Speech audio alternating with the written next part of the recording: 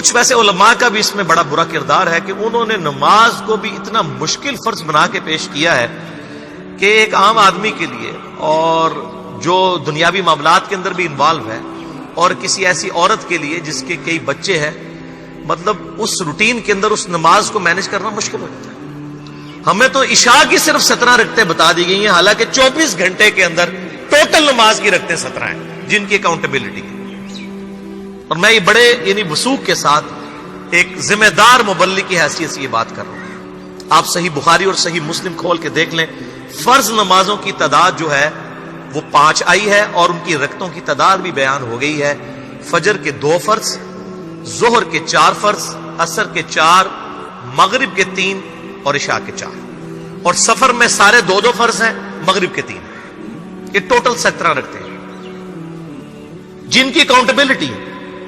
باقی جنہ گڑ پاؤ گے انہ میٹھا، وہ ساری نفلی عبادت ہے۔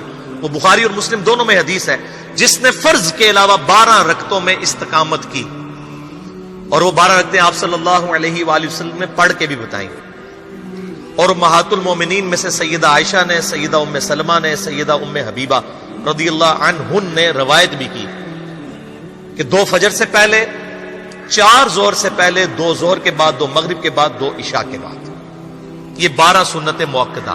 جس نے یہ پڑھی اسے جنت میں محل ملے گا۔ اگر کوئی نہیں پڑھتا تو گناہگاری والا معاملہ کوئی نہیں ہے۔ اسی طریقے سے اس کے علاوہ ایک اور وتر کی نماز ہے جو سنت موقدہ ہے۔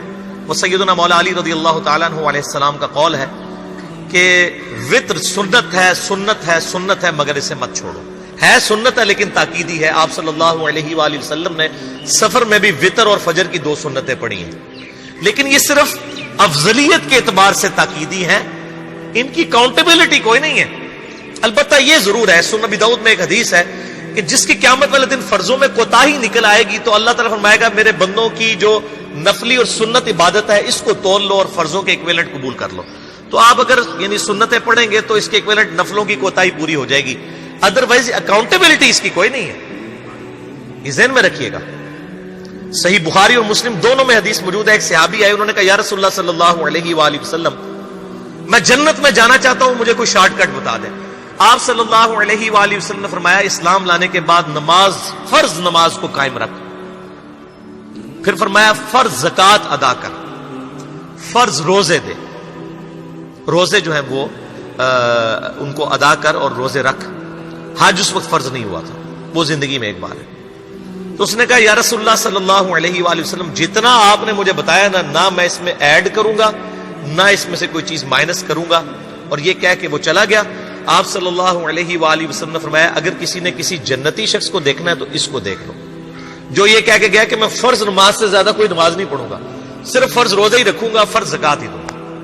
اب روزہ اور زکوٰۃ پہ تو ہمارے علماء کو اور عام پبلک کو بھی جو دیندار لوگ ہیں ان کو ہضم ہوتی ہے کہ کوئی شخص یہ نہیں کہتا کہ بھئی پیر اور جمعرات کا روزہ، صحیح مسلم میں حدیث ہے کہ آپ صلی اللہ علیہ وآلہ وسلم کے نفلی روزوں کی یہ روٹین تھی۔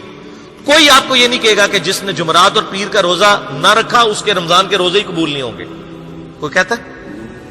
کیونکہ ان کو پتہ وہ نفلی ہے۔ اسی طریقے سے زکوٰۃ تو صرف 2.5% ہے نا، باقی تو نفلی صدقات ہیں جتنے مرضی دیں۔ کوئی شخص نہیں کہتا کہ نفلی صدقہ نہ دیا تو آپ کی زکوٰۃ بھی قبول نہیں ہوگی، الٹا یہ کہتے ہیں وہ بس جی زکوٰۃ دے لو تو باقی سارا مال پاک ہے۔ لیکن جب فرض نماز کی باری آتی ہے تو اس وقت وہ 12 رکھتے بھی سنت موقدہ بیچ میں گھسیٹ دیتے ہیں، وہ بھی صرف فضیلت ہے۔